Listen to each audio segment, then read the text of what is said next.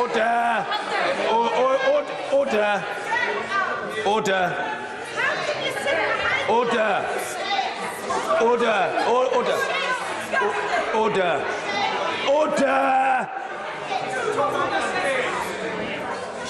Order! I appeal to the House as a whole to debate these issues calmly. I can.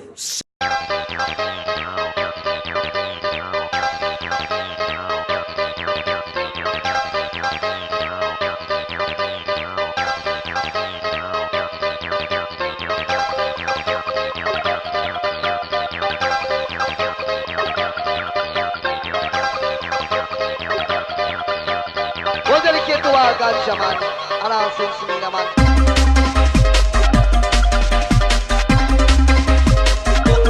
To the House as a whole to debate these issues calmly. I can see the gesticulation from colleagues, and I'm not order. Mr. Linden, please allow me to respond.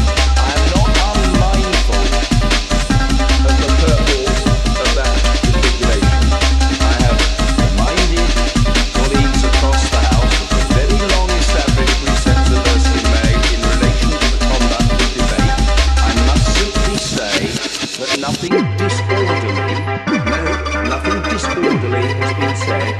Everybody must pray. If such a statement was made, I didn't hear it. I must say I'm aware of such a statement having been made. And would I regard that as unparliamentary for one member to call another member a traitor? I absolutely would regard that as unparliamentary. Just off the top of my head, that would be my instinctive view. Completely unacceptable, and I would ask the member to withdraw. More widely, perhaps I can say this. Two things. First of all, the procedure committee can look at any issue that is referred to it. And secondly, I'm not trying to abdicate responsibility, but I am conscious that 16 days ago I announced to the House my own intentions. What she's raised is very important. To Manchester and business could carry on here. Business is desperately uncontentious.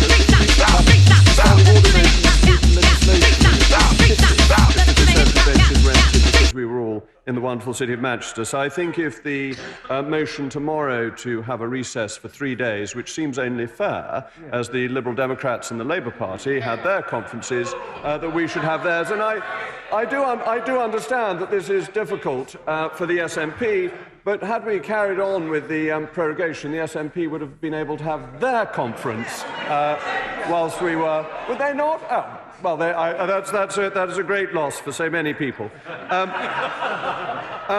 I do share her concentration on the domestic violence bill and the animal welfare sentencing bill. These are both very important. I know this is a general debate, but of course general debates and amendments seem to have changed recently.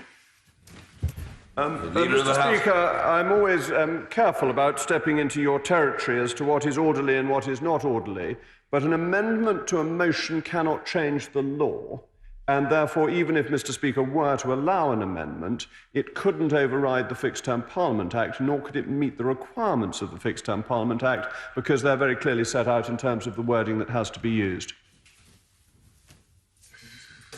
Recovery strategies. These measures, Mr. Deputy Speaker, are to be welcomed. Mr. Deputy Speaker, in conclusion, this is a good bill. We've heard groundbreaking, I'll say innovative proposals. What I would say is, let's get on, give this bill a second reading, and then work together to make it even better. A great act that stands the test of time. We now come to front benches. Sandy Martin. Thank you, Mr. Deputy Speaker. There were a large number of excellent interventions by members, and unfortunately we've had far too short a time for everybody to say everything they wanted to say. But I just wanted to bring out a few of the points. The Honourable Member for Tiverton and Devon questioned how the Office for Environmental Protection would hold the government or other public bodies to account, and that was shared by members from Ludlow and Newton Abbot and Waveney. The Honourable Member for Wakefield described how far we have come as a member of the European Union and talked about the danger of regression from EU standards. The Honourable Member for Bristol East pointed out that having due regard to standards does not constitute accountability. The Honourable Member for Truro and Falmouth talked about the need for objective information, and that is so important if people are going to actually make a lot of these provisions stick.